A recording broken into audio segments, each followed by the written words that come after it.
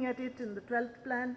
I will only mention some of the things that from the ministry we are looking at, and we've been in constant discussion with the Planning Commission. And I'd like to highlight some of the main issues that we are going to be dwelling on in the 12th plan. First and foremost, consolidation of the 11th plan initiatives, and to see that the number of institutions hosting the maximum number of students do get the attention they deserve. We find very often that institutions of higher learning in India are a little lacking in critical mass of students, critical mass of faculty. The effort of consolidation in the 12th plan would necessarily have to focus on seeing that there is critical mass to foster intellectual inquiry, to ensure scalability, to ensure that there is much better delivery of quality education.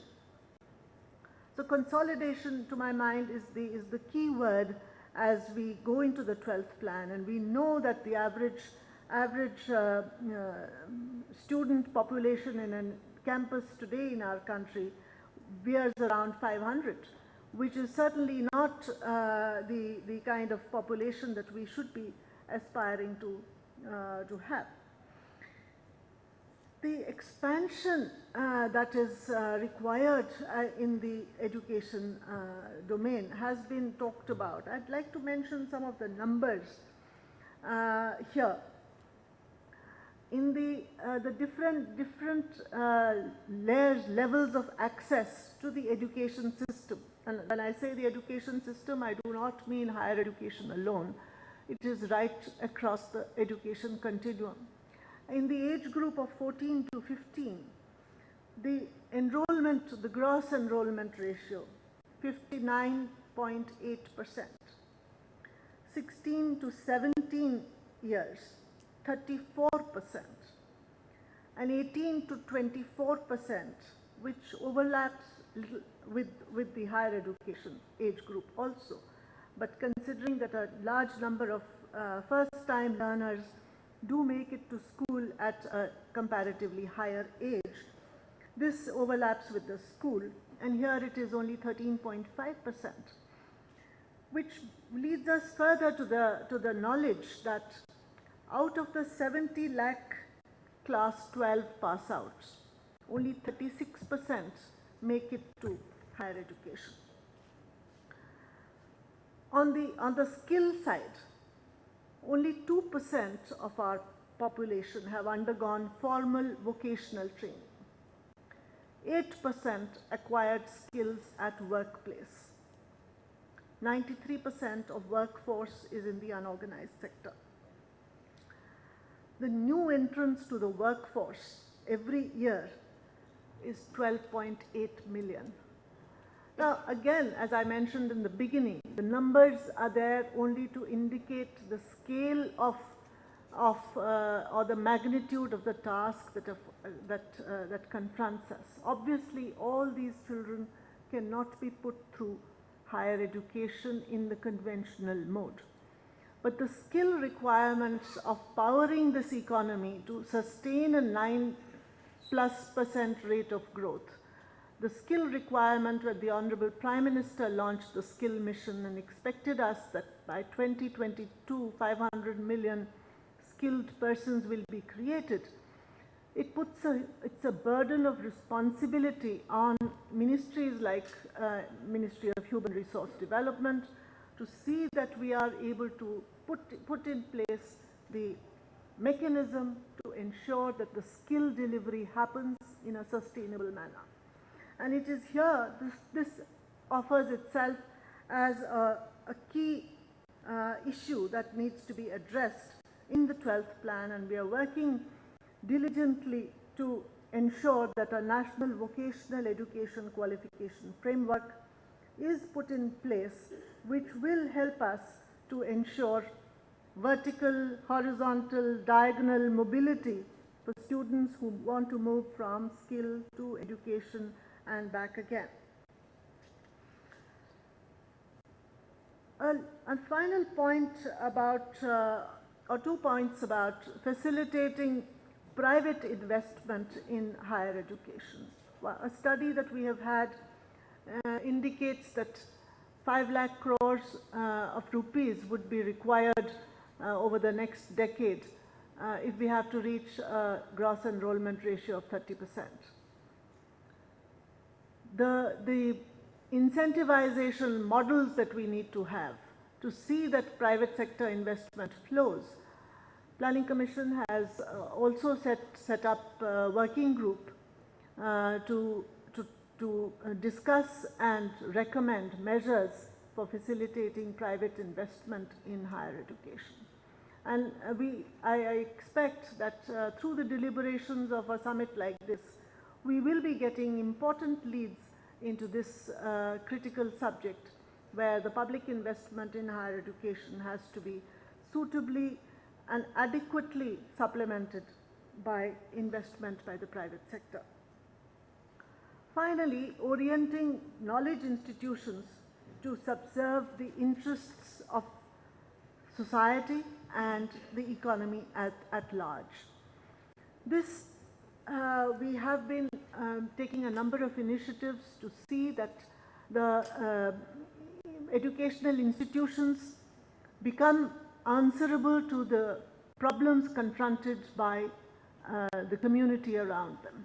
The communities of practice who are here today, how the communities of practice get empowered with knowledge coming out of knowledge institutions is something that in a developing country like ours, we need to be much more focused on.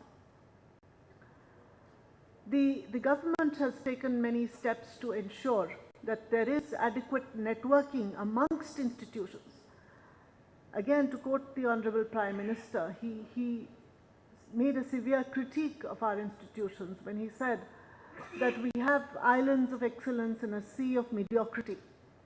And we have in the ministry taken this as a point requiring serious deliberation and action to connect the islands of excellence with the sea of mediocrity, to see that a larger number of institutions are infused and are encouraged, as well as given the necessary wherewithal to aspire to excellence.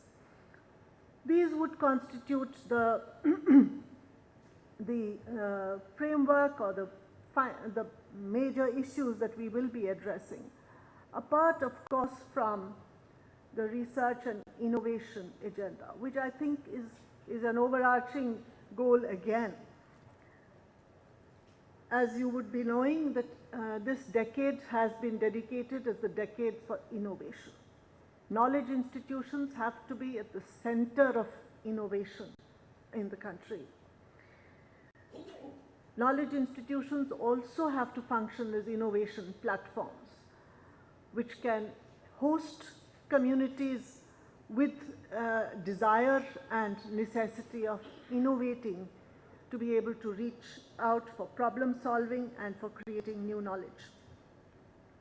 For this purpose, the tie-up that the Ministry of Human Resource Development has had with the Ministry of Science and Technology, the focus on building research parks, the focus on ensuring a larger number of students move from undergraduates through postgraduate to doctorate programs, and increase in the number of fellowships available, are all geared to ensuring that our research output is much higher than it has been in the past. We also expect that we will be getting a much more significant, and here again we would be approaching the Planning Commission with this recommendation that each ministry must set aside a certain percentage of its allocation for promoting research and for ensuring that the research agenda is not lost sight of, so that societal issues, larger economic issues do get researched and knowledge institutions are similarly empowered. One final point before I close. I would like to mention the point about connectivity. The connectivity amongst institutions in terms of a human connectivity to see that the excellence flows happen and the mediocrity is mitigated is one kind of connectivity. But the more physical connectivity in terms of optical fiber networks and the flow of content to improve teaching, the teaching learning process, something that has been, that the government has invested heavily in. And now with the National Knowledge Network having been operationalized in nearly 400 universities and about 15,000 colleges, we are well on our way to realizing the dream of the power of knowledge flowing through the optical fiber networks. This, when I see the virtual laboratories and the talk to a teacher and the problem solving that happens across the internet or this broadband, is something that is truly not only empowering, it is hugely exciting. And we expect that over the 12th plan, we will be looking at a huge expansion in not only the content, but its usage, which will be, again, an empowering feature for students, teachers, and administrations alike. I expect that the 12th plan, the 11th plan has been quoted as the plan for education. The 12th plan will be a plan, this is our wish list from the ministry, will be a plan that will be geared on consolidation of an expansion of the education agenda and providing the necessary wherewithal for this purpose. There are many, many more issues which I could talk about, but I think I have overshot the time available and I will close. Thank you very much, and I look forward to the deliberations of this conference. I am very grateful to the organizers for having given me this opportunity. Thank you very much.